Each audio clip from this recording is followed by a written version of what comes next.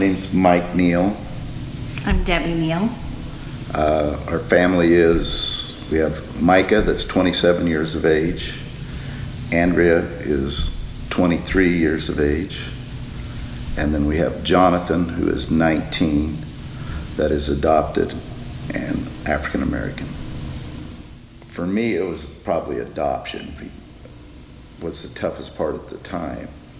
But to the people around us and our families, it was the African American part that bothered them.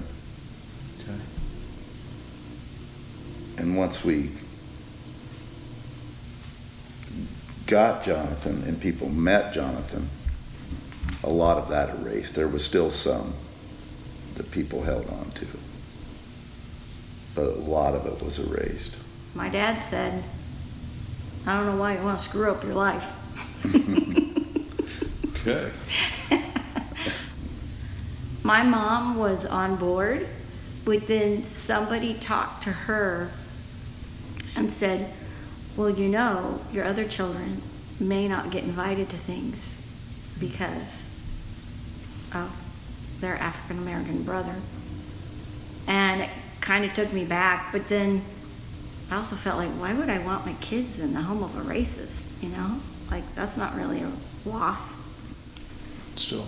My dad was very much against it at first. Just why would you do that? That's just crazy.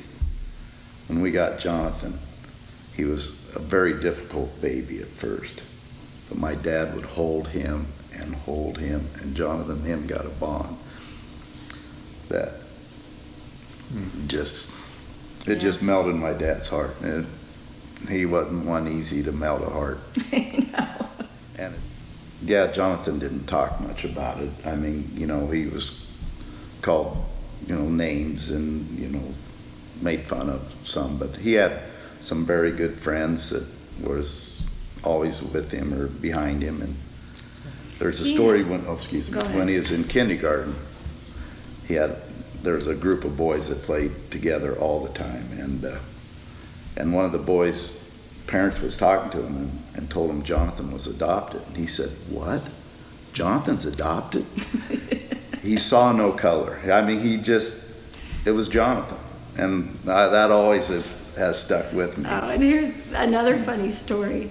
Mike's mom was at one of his baseball games, and she'd sit in a lawn chair pretty far out, and Jonathan always wore the same long pair of socks, and so she always picked him out on the field right away. And before the games, he came up to her and she said, "Jonathan, you're wearing different socks. How am I going to know which one's you?" She was completely serious, and he went, like a nerve. But that's what we saw a lot, was loving and accepting. But the people outside of our circle, people will say things and then they'll go, "Oh yeah, you're in the room." One really painful thing that happened when he was younger was the school counselor was trying to, I think, teach a lesson on tolerance and accepting people and all that. But her approach totally missed the mark, because she started the conversation with the class, and Jonathan, being the only African American kid, was sitting there, and she said, "What do you think of when you hear of somebody being black?" And kids being kids started blurting things, and one of the things they blurted was "stupid." And that was so hurtful to him. He never forgot that. I'm sure she thought the lesson was going a different direction, but it was really, really hard on him to talk. And he said, "I get tired of people looking at me like I'm doing something wrong all the time."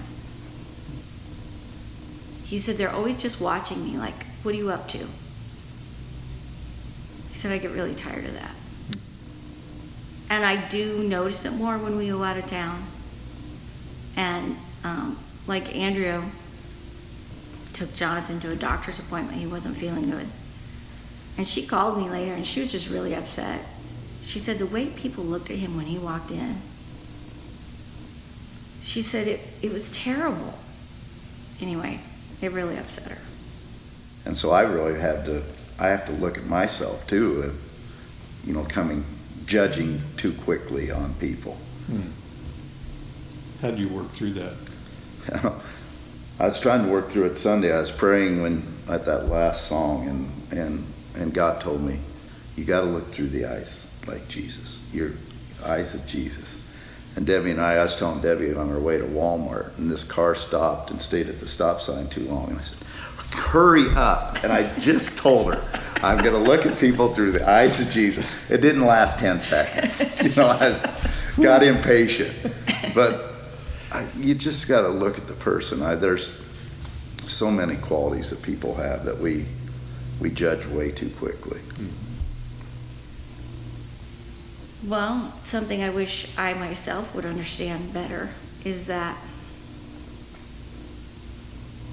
every person had a mother or parents that loved them and loved them intensely. And if us failing humans can love each other that much, then think how much God loves us. Think how valuable we are to Jesus, that he died on the cross for us. And so we need to see everybody with value. I wish I did that better. God's trying to get through to me. It's about loving each other. And every person has a value to him. Just don't be too quick to judge. And I do it. I look at people and say, oh, instead of getting to know them. And that's probably no matter what race or religion or whatever, we need to get to know people, give them a chance.